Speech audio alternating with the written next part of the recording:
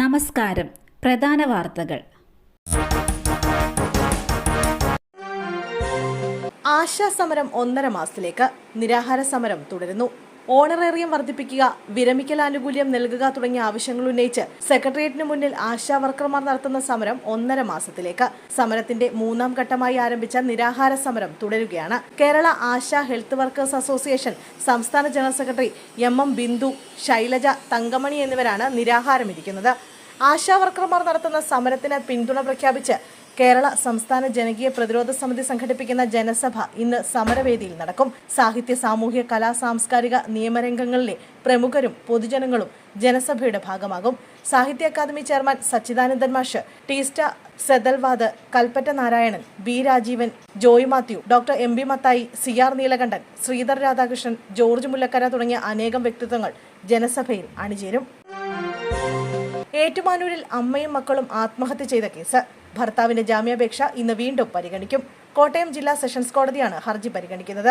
കഴിഞ്ഞ ദിവസം ഹർജി പരിഗണിച്ച കോടതി പോലീസിനോട് വിശദമായ റിപ്പോർട്ട് ചോദിച്ചിരുന്നു. ജാമ്യത്തെ എതിർത്ത് പോലീസ് റിപ്പോർട്ട് സമർപ്പിച്ചിട്ടുണ്ട്. നോബി ലൂക്കോസ് ഷൈനിയെ പിന്തുടർന്ന് പീഡിപ്പിച്ചതാണ് ആത്മഹത്യയ്ക്ക് കാരണമായതെന്നാണ് റിപ്പോർട്ട്. നോബിക്ക് ജാമ്യം നൽകുന്നതിനെ എതിർത്ത് ഷൈനിയുടെ അച്ഛൻ കുര്യാക്കോസും ഹർജിയിൽ കക്ഷി ചേർന്നിട്ടുണ്ട്. മുമ്പ് ഏറ്റുമാനൂർ മജിസ്ട്രേറ്റ് കോടതിയിൽ നോബി നൽകിയ ജാമ്യാപേക്ഷ തള്ളിയിരുന്നു. ഇതിന് പിന്നാലെയാണ് സെഷൻസ് കോടതിയെ സമീപിച്ചത്. കോഴിക്കോട് മെഡിക്കൽ കോളേജിൽ സുരക്ഷാ ജീവനക്കാരെ മർദ്ദിച്ച സംഭവം. പ്രതികളായ ഡിവൈഎഫ്ഐ പ്രവർത്തകരെ വെറുതെ വിട്ടു. തെളിവുകളുടെ അഭാവത്തിലാണ് കോഴിക്കോട് പ്രിൻസിപ്പൽ അസിസ്റ്റന്റ് സെഷൻസ് കോടതിയുടെ നടപടി. പരാതിക്കാരായ സുരക്ഷാ ജീവനക്കാർ മൊഴിമാറ്റിയതും തിരിച്ചടിയായി. ഡിവൈഎഫ്ഐ പ്രവർത്തകരായ 7 പേരായിരുന്നു പ്രതികൾ.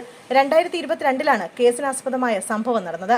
ഡിവൈഎഫ്ഐ സംസ്ഥാന കമ്മിറ്റി അംഗം കെ അരുൺ ഉൾപ്പെടെ 7 പേരായിരുന്നു കേസിലെ പ്രതികൾ.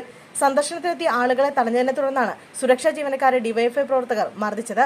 3 ജീവനക്കാരെയാണ് മർദ്ദിച്ചത്. സംഭവം വിവാദമായിരുന്നു. ആറ്റിൽ ഹോട്ടൽ തൊഴിലാളിയുടെ മൃതദേഹം കണ്ടെത്തി. തിരുവല്ല കുറ്റൂരിൽ തൊണ്ടർ പാലത്തിന് സമീപം മണിമലയാറ്റിലാണ് മൃതദേഹം കണ്ടത്. ഇന്ന് രാവിലെ 8 മണിയോടെ പരിസരവാസികളാണ് നദിയിലെ വെള്ളത്തിൽ പൊങ്ങിക്കിടക്കുന്ന നിലയിൽ മൃതദേഹം കണ്ടെത്തിയത്. കുറ്റൂർ ജംഗ്ഷന് സമീപം പ്രവർത്തിക്കുന്ന ഹോട്ടലിലെ ജീവനക്കാരനായ കൊട്ടാരക്കര സ്വദേശി പ്രദീപാണ് മരിച്ചതെന്ന് പോലീസ് സ്ഥിരീകരിച്ചിട്ടുണ്ട്. 52 വയസ്സായിരുന്നു. ഇന്നലെ വൈകിട്ട് 6:30യോടെ ഹോട്ടലിൽ നിന്ന് പോയ പ്രദീപിനെ പിന്നീട് കാണാതാവുകയായിരുന്നു. തിരുവല്ല പോലീസ് സ്ഥലത്തെത്തി മേൽനടപടികൾ ആരംഭിച്ചു. വിശദമായ അന്വേഷണം നടത്തുമെന്ന് പോലീസ് അറിയിച്ചു. രാജീവ് ചന്ദ്രശേഖരന്റെ പരാജയത്തിന് കാരണക്കാരൻ. VV രാജേഷിനെതിരെ ഓഫീസിന് മുന്നിലും വീട്ടിലും പോസ്റ്റർ. തിരുവനന്തപുരത്ത് BJP നേതാവ് VV രാജേഷിനെതിരെ പോസ്റ്റർ യുദ്ധം. ജില്ലാ അധ്യക്ഷൻ VV രാജേഷിനെതിരെ BJP സംസ്ഥാന കമ്മിറ്റി ഓഫീസിന് മുന്നിലും വീടിന് മുന്നിലുമാണ് പോസ്റ്ററുകൾ പ്രത്യക്ഷപ്പെട്ടത്.